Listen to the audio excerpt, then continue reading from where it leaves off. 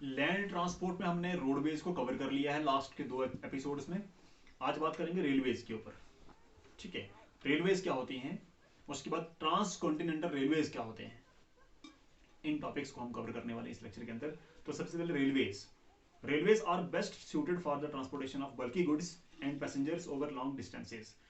Railways क्या होती हैं, लंबे डिस्टेंसेस पर भारी सामान को और लॉन्ग डिस्टेंसेस को कवर करने वाले जो पैसेंजर्स होते हैं, इनकी ट्रांसपोर्टेशन के लिए हम रेलवेज को प्रेफर करते हैं। समझ गए। रेलवे का एक डिमेरिट क्या है कि यह हमें डोर टू डोर सर्विसेज नहीं देती है। इस काम के लिए हाईवेज को प्रेफर किया जाता है, रोडवेज को प्रेफर किया जाता है। तो रेलवेज क्या होती हैं, लॉन्ग डिस्टेंस को कवर करने के लिए और भारी सामान को कैरी करने के लिए रेलवेज का ऑप्शन चुना जाता है। दुनिया के सारे जो कॉन्टिनेंट्स हैं, अंटार्कटिका को छोड़ करके बाकी सभी कॉन्टिनेंट्स के ऊपर रेलवेज का अच्छा नेटवर्क है। मैं एक एक करके आपको समझाऊंगा कि ट्रांस कॉन्टिनेंटल रेलवेज क्या होती हैं और कौन कौन से कॉन्टिनेंट पर कौन कौन सी रेलवे लाइन फेमस है। तो सबसे पहले ट्रांस कॉन्टिनेंटल रेलवेज। जैसे ट्रांस कॉन्टिनेंटल हाईवेज पूरे कॉन्टिनेंट को आपस में कनेक्ट करते हैं, उसी तरह से वो रेलवे लाइंस जो बहुत सारी कंट्रीज को आपस में कनेक्ट करती हैं और पूरे पूरे कॉन्टिनेंट को बीच में से आपस में जोड़ती हैं, ऐसी लंबी रेलवे ट्रैक्स को, रेलवे लाइंस को ट्रांस कॉन्टिनेंटल रेलवेज कहा जाता है। तो बुक में क्या लिखा हुआ है, the railway line that runs across the continent and links its two ends is called a transcontinental railway line।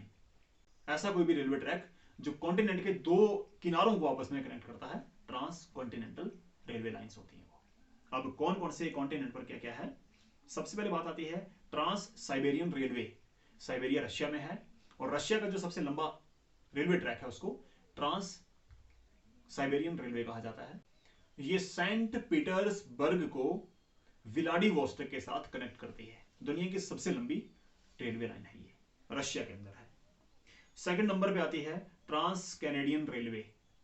Canadian means जो कनाडा के अंदर है। Constructed in 1886, it is 7050 kilometre long railway in Canada that connects Halifax in east to Vancouver in the west. देखो, ये railway line Canada के दो शहरों को आपस में कनेक्ट करती है, एक ईस्ट में है और एक वेस्ट में है। हैलिफैक्स को वैंकूवर के साथ ये कनेक्ट करती है। नंबर 3 पे है the Union and Pacific railway line. This rail line connects New York on the Atlantic coast to San Francisco on the Pacific coast, passing through Cleveland, Chicago, Omaha, Evans, ओजन and Sacramento. देखो, the Union and Pacific railway line ये United States की important railway line है, America की। दो important शहरों को आपस में कनेक्ट करती है ये। अटलांटिक कोस्ट पे न्यूयॉर्क सिटी है और पैसिफिक कोस्ट के ऊपर सैन फ्रांसिस्को नाम का बड़ा शहर है। ये इन दो शहरों को आपस में कनेक्ट करती है। इसके रास्ते में बहुत सारे इंपॉर्टेंट इंडस्ट्रियल रीजन्स और बड़ी बड़ी शहर को आपस में ये जोड़ता है। उसके बाद आते हैं the Australian trans continental railway. Australia का फेमस रेलवे ट्रैक है ये। This rail line runs west east across the southern part of the continent from Perth on the west to Sydney in the east। देखो, Australia का जो सबसे नीचे का southern part है, उस सदर्न पार्ट में ईस्ट से लेकर के वेस्ट तक ये रेलवे लाइन भागती है, जिसको ट्रांस कॉन्टिनेंटल ऑस्ट्रेलियन रेलवे कहा जाता है।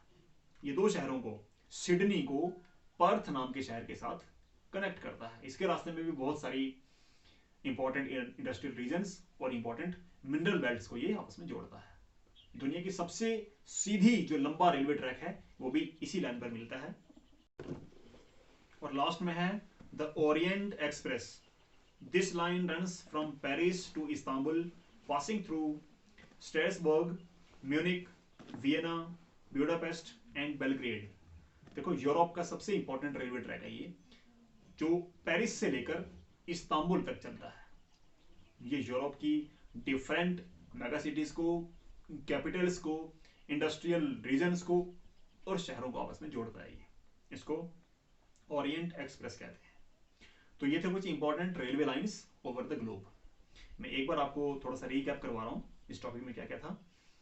मैंने आपको समझाया रेलवेज क्या होती हैं। तो लॉन्ग डिस्टेंस को कवर करने के लिए और भारी सामान को कैरी करने के लिए हम रेलवेज को प्रेफर करते हैं।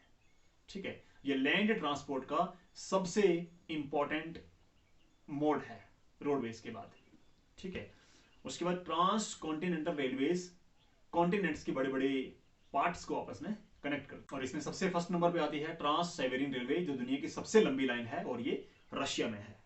नंबर 2 पे ट्रांस कैनेडियन रेलवे, ये कनाडा के दो इंपॉर्टेंट शोर्स को आपस में कनेक्ट करती है, पैसिफिक कोस्ट को अटलांटिक कोस्ट के साथ। नंबर 3 पे है the Union and Pacific railway, ये अमेरिका की सबसे फेमस लाइन है जो न्यूयॉर्क सिटी को सैन फ्रांसिस्को के साथ जोड़ती है। उसके बाद है the Australian trans continental railway, ये ऑस्ट्रेलिया के दो शहरों को आपस में जोड़ती है, सिडनी को पर्थ के साथ। और सबसे लास्ट में आता है द ओरिएंट एक्सप्रेस, ये पेरिस को इस्तांबुल के साथ जोड़ती है और इसके रास्ते में बहुत सारी कंट्रीज और बहुत सारी इंपॉर्टेंट सिटीज कवर की जाती हैं। तो ये था हमारा आज का topic, railways and trans continental railways. जितने भी इंपॉर्टेंट रेलवे लाइंस को मैंने आपको बताया है, आप मैप के साथ इसको अच्छी तरह से पढ़ लेंगे और मैप पर लोकेट करना भी आपको इसको आना चाहिए। और कौन कौन से दो इंपॉर्टेंट शोर्स हैं इनके, आपने उन शोर्स के नाम भी याद रखने हैं, और किस कॉन्टिनेंट में किस नाम से जो रेलवे लाइन्स हैं वो फेमस है।